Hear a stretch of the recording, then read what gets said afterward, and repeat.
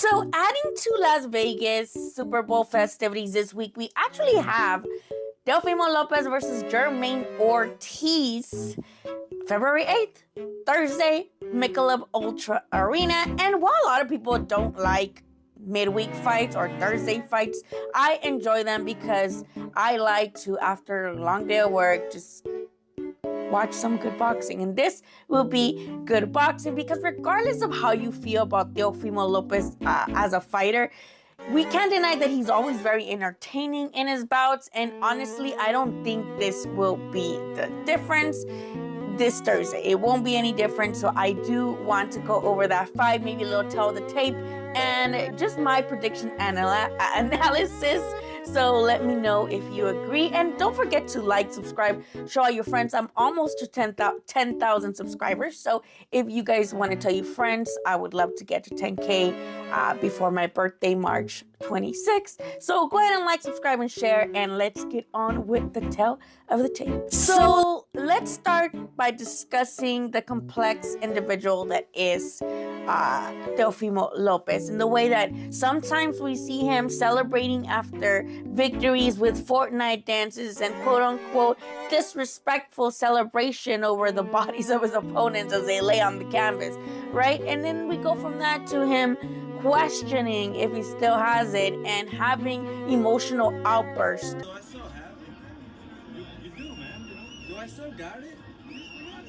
And it's really compelling to see him because while we don't like making excuses for fighters, when you look at who Teofimo is and the victories he's had and seen his performance against Cambosas, you can't help but wonder a little bit if Teofimo would have done better in that fight should he had not had a lot of stuff going on in his personal life, right? And let's talk about Teofimo, who since the beginning in his career was very entertaining with his knockouts, was always a compelling prospect to contender, and then beating the fuck out of Comey to get the title, right? So to unify the title, if I'm not mistaken. But for him to just go and make those career moves in his, with his career being so young, you do got to give it to Teofimo because he has proven that he does not duck.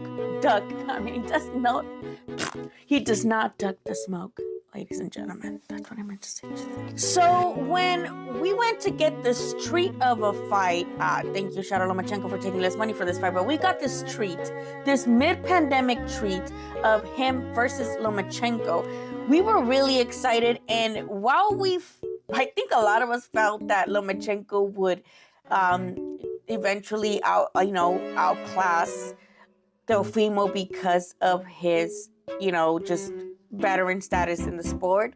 That didn't necessarily happen. And while you may say, well, that didn't happen because Lomachenko didn't do shit, not because Teofimo did anything better. Regardless of whether you think who won that fight, Lomachenko or Teofimo, it's still a great name to have under your resume because of him getting those belts and beating who was at the time for a lot of people the pound for pound number one in Lomachenko. But he went to lose the belts against Cambosas, be ridiculed by people when he started making different excuses and giving different reasons to why he lost.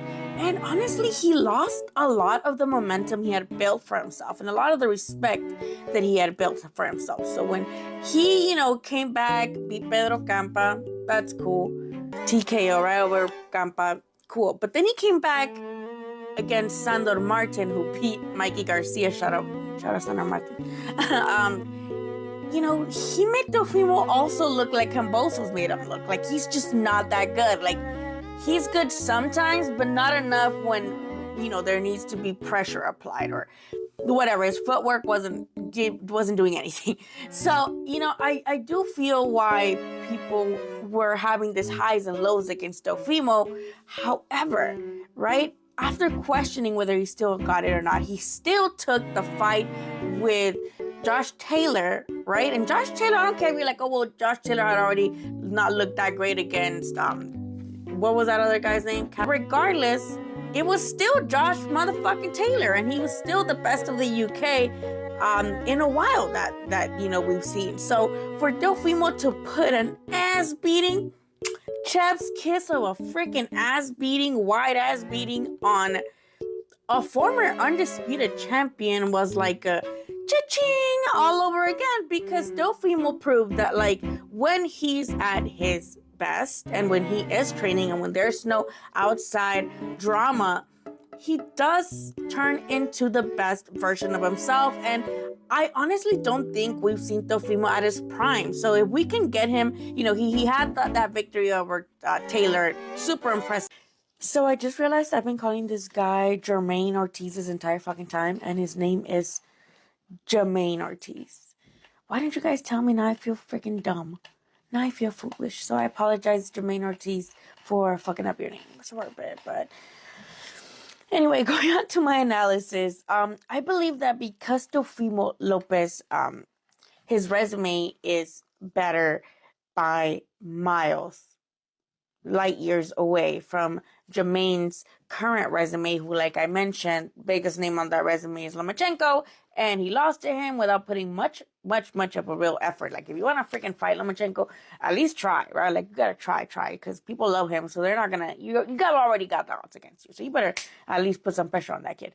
But he didn't, so that was very underwhelming. And like I mentioned, fighting Jamel Herring is good and not good for you for that upset, but in my opinion, even though he's a former world champion, as much as an accomplishment that is, I don't think Jamaine Herring alone is as good as even Teofimo's, even maybe as Cambosa's, if I'm not, if I'm being fucking for real. So while they may be almost identical statistically, like, they both have very similar height, reach, record, right? I think Jamaine has 17 fights, Teofimo has 19. They each have one loss, right? Jamaine has a draw.